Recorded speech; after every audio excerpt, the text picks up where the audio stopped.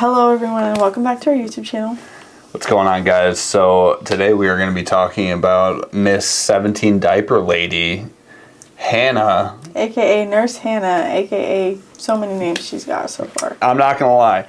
When I saw when you showed me the clip or whatever, she showed me like a clip. I don't remember exactly what it was, but you know, I was trying to give her like the benefit of the doubt or whatever, so I just figured, you know, dude, people are all going to be freaking out over one little clip, and the kid's probably taken care of. And then, you know, after I kind of did a little bit of a deep dive, I was like, holy shit. Yeah, no, this is really bad. So for those of you guys that don't know who Miss Nurse Hannah is, Nurse Miss 17 Diaper Mom slash everything.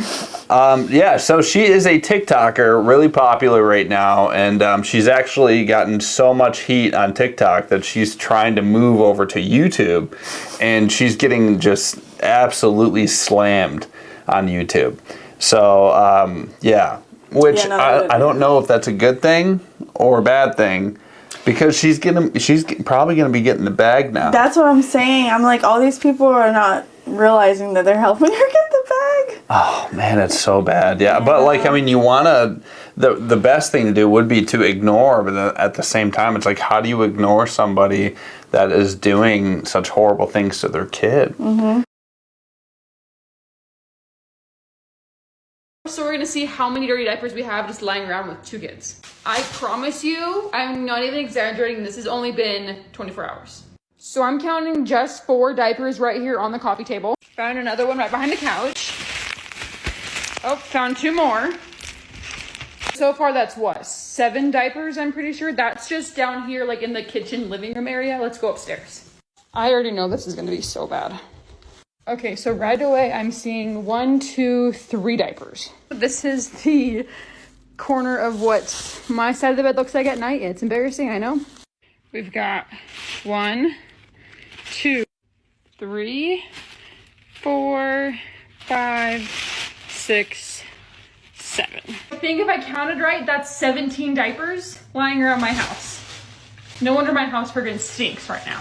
This subject, we really wanted to talk about it because we have kids the same age as her kids. Like, she has a 2.5-year-old. We have she's a little bit older than 2-year-old, and we just had a baby. She just had a baby. So we can relate to, like, just like, as far as like parenting, like being a parent and just seeing what she's doing, we're just like, what the heck, you know? Right. So we feel like we can relate to this like situation as far as like being a parent with kids around her age group, and like seeing things she does is just kind of like, what the heck, you know? Having kids, you really like feel for her kids, you know? So we're just gonna go ahead and show you guys some of the clips that we were able to see, and millions of other people as well. So let's just go ahead and check them out. When I made this video, I hadn't even seen half of, not even a quarter of the rabbit hole I've seen now. Stacked, my husband and I went to times over. That's just how the babies just know it. Well, if this right here doesn't say "share in the new car," I'm not giving you a whole sub sandwich, but you can have a bite of my bread if that's what you can have. The sandwiches are for mom and dad. Seriously, something about Jersey Mike's is probably one of my biggest pregnancy. Next way that we save a lot of money while we eat out is we don't order drink. We don't drink alcohol. We're not ordering soda. So it's currently 22 degrees outside, but it feels like 8 degrees. This is how cold the car is. This is literally, it turned winter in like 0.2 days, and this kid doesn't have a big jacket. I'm sorry, but I can't spend $35 on a toddler jacket. My husband spent $1,500 on hunting supplies. He literally just spent $51 on a single Popeyes. Why all the bruises? you never see the boy have any meals when they go out and eat or anything. Like, they always either you can see him staring, watching them eat and devour the food, and that he's hungry. He has sad eyes. Like, you never see him smile. Mm-hmm. And the smiles that he has are not genuine. It's just you like see a lot of sadness in him. Yeah. Like, you can see a lot of clips where he's always like looking sad. I feel like this kid is totally crying out for help, but nobody can do anything about it. That's what really sucks about the whole thing.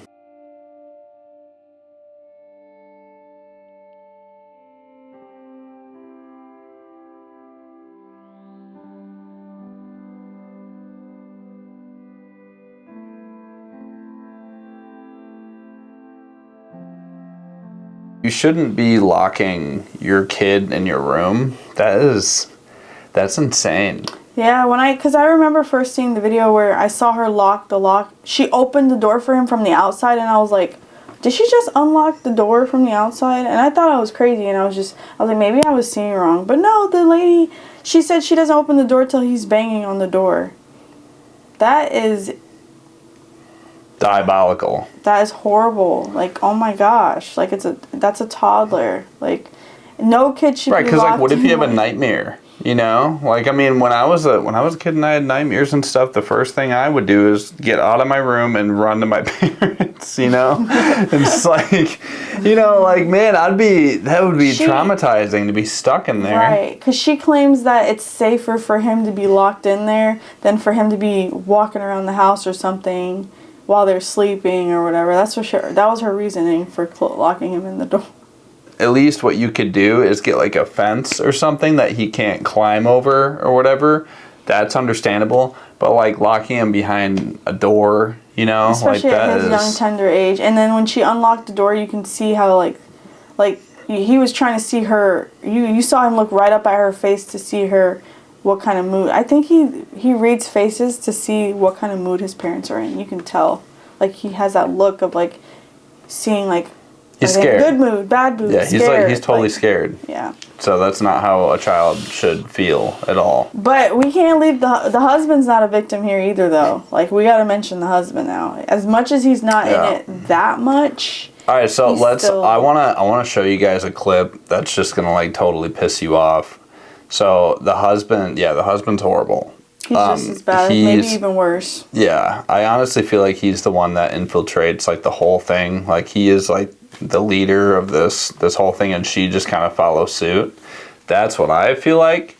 You know, even though he doesn't say much, but you can just kind of tell.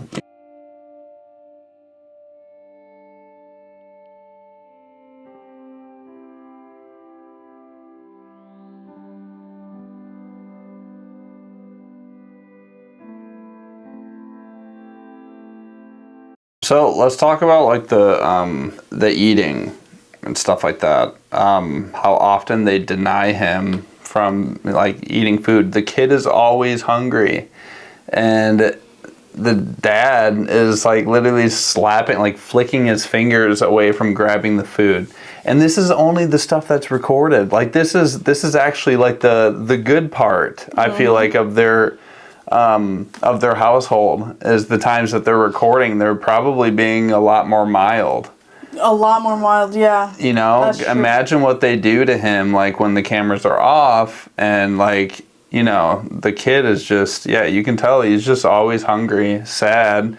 Every time the camera's rolling, he's like asking for food, and they're like never giving it to him.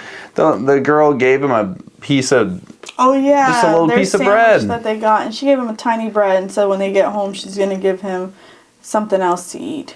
James was asking for a bite, and I said, we're in the new car. I'm not giving you a whole sub sandwich, but you can have a bite of my bread if that's what you can have. Then I'll feed you something else when we get home. But no, these sandwiches are for mom and dad. I'm sorry, but when it comes to my children, they're eating before me.